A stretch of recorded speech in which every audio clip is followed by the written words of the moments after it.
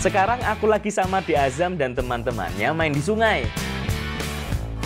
Kita mau cari Yuyu dulu ya. Sekarang lagi cari yuyu. Yuyu ini sejenis kepiting air tawar. Biasanya banyak ditemukan di tempat yang berair dan berlumpur. Kali ini kita cari di kali. Ini banyak banget.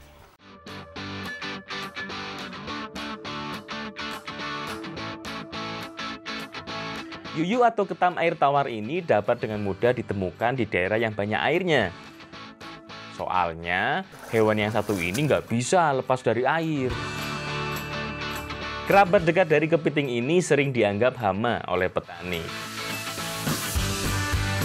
Karena sering membuat lubang di sekitar parit atau sawah yang dijadikan sarangnya. Oh iya, walaupun sangat mirip dengan kepiting, ada beberapa perbedaan yo. Selain ukuran, perbedaan paling jelas adalah pada bagian kaki belakangnya.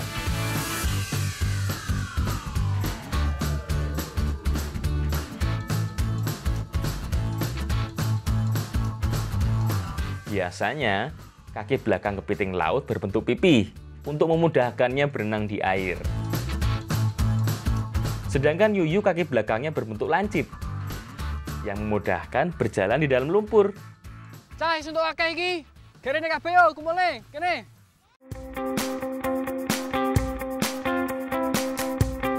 Yuk, Azam, adik-adik, kita bawa pulang.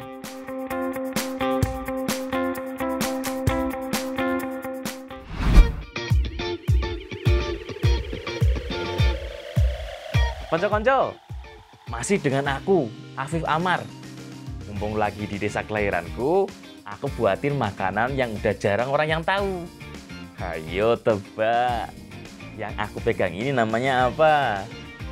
Yang lagi aku pegang ini, yuyu yo. Nah, kali ini kita mau masak jadi botok yuyu. Nah, kita lagi persiapan dulu. Nggak Bu, diolah. Ayo, udah pada kebayang belum? Botok yuyu bakal kayak gimana bentuk dan rasanya? Kalau botok pasti udah pada tahu dong. Itu loh, salah satu makanan tradisional khas Jawa yang awalnya menggunakan ampas kelapa sebagai bahan utamanya. Tapi sekarang lebih banyak menggunakan parutan kelapa langsung yo.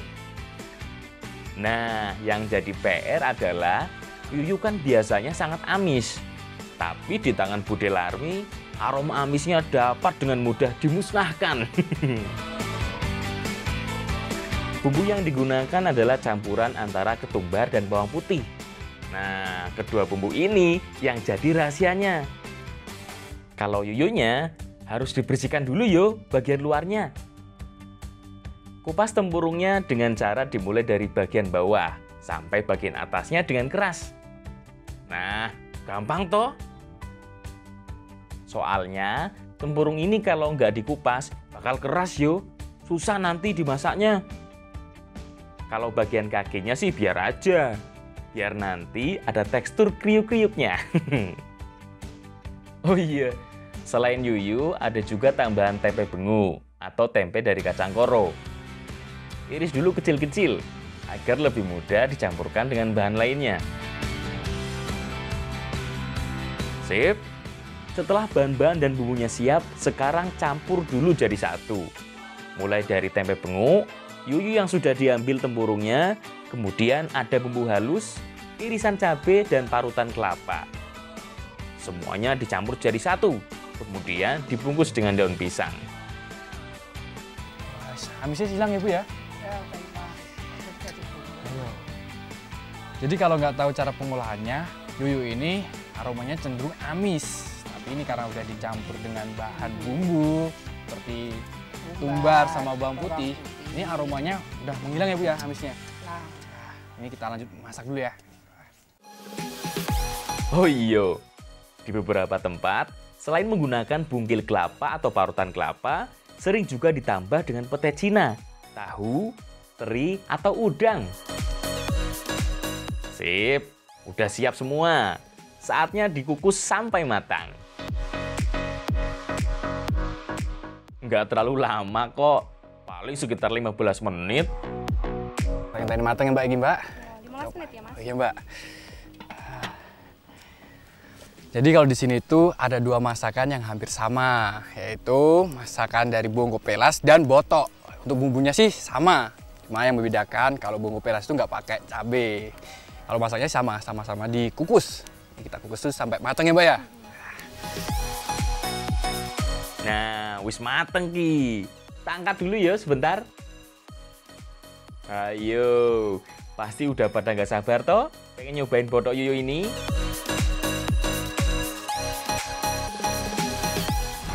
Bismillahirrahmanirrahim. Assalamualaikum warahmatullahi wabarakatuh. Waalaikumsalam. Dalam acara keting-keting, harus ada nasi ambengan yo.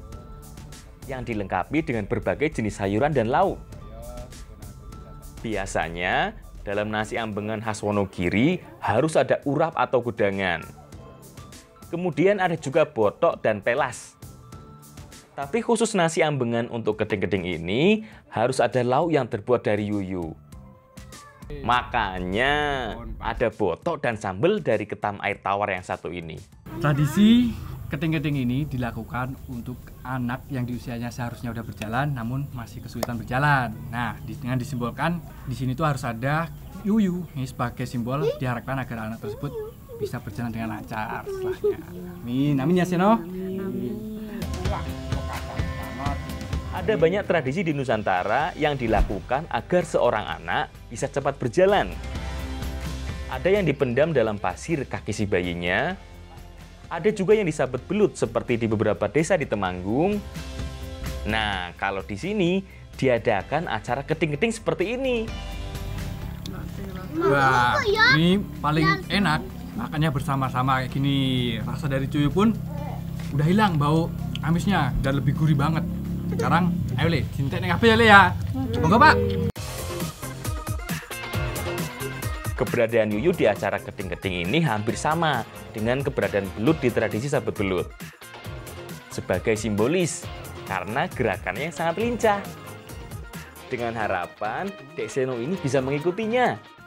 Amin. Mudah-mudahan cepat bisa jalan ya habis ini, Dek Seno.